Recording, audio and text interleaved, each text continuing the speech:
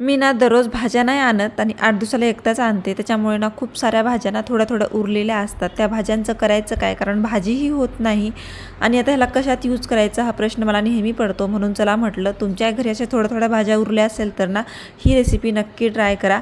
तर खूप साऱ्या भाज्या उरल्या होत्या. तर गाजर होता माझ्याकडे, शिमला मिर्च, त्याच्यासोबतच पत्तागोबी, ब्रोकोली, कॉर्न, कांदा वगैरे. तुमच्याकडे अजून काही भाज्या असतील तर त्यासुद्धा ॲड करा.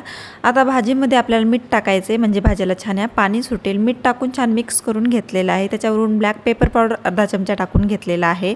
आता इथे गरम मसाला, धना पावडर अर्धा चमचा टाकून घ्यायचा आहे. त्याच्यानंतर डार्क सोया सॉस आणि कॅचअपसुद्धा टाकायचं आहे. तुमच्याकडे red chilli sauce, green chilli sauce असेल ते सुद्धा टाका, त्याच्याने छान अशी चव येते. सगळे सॉस मिक्स करून घेऊन मी थोडा वेळ झाकून ठेवलं होतं. त्याच्यानंतर आपल्याला टाकायचं आहे अर्धी वाटी बेसन आणि अर्धी वाटी मैदा.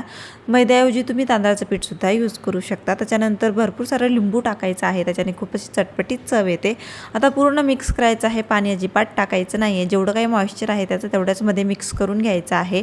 तर हे सगळं झाल्यानंतर गॅसवर तळायला तेल ठेवायचं आहे. गरम गरम तेलामध्ये आपल्याला अशा प्रकारे बॉल्स हातावर करून घ्यायचे आहेत. लगेचच्या लगेच छोटे छोटे बॉल्स करायचे आहेत मंचुरियनसारखे आणि तळायला टाकायचे आहेत. तर पाहू शकता मी भरपूर सारे बॉल्स करून टाकलेले आहेत. गॅसची फ्लेम स्लो ठेवा आणि आतमधून बाहेरून कुरकुरीत होईपर्यंत छान असे आपल्याला हे तळून घ्यायचं आहे. तर एकदम मस्त असा कलर आलेला आहे. आपण बिलकुल कोणताही कलर वगैरे अजिबात असं टाकलेला नव्हता. तर मस्त असा कलर आलेला आहे. हे कुरकुरीत तळल्यानंतर पूर्ण तेल निसरून आपल्याला आता हे बाहेर काढून घ्यायचं आहे. इतके कुरकुरीत आणि टेस्टी होतात ना हे.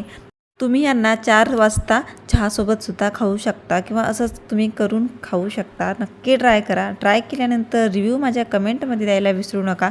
कोणी नवीन असेल तर प्लीज माझ्या चॅनलला लाईक, शेअर आणि सबस्क्राईब करायला विसरू नका. भेटूया नवीन व्हिडिओमध्ये. तोपर्यंत बाय बाय.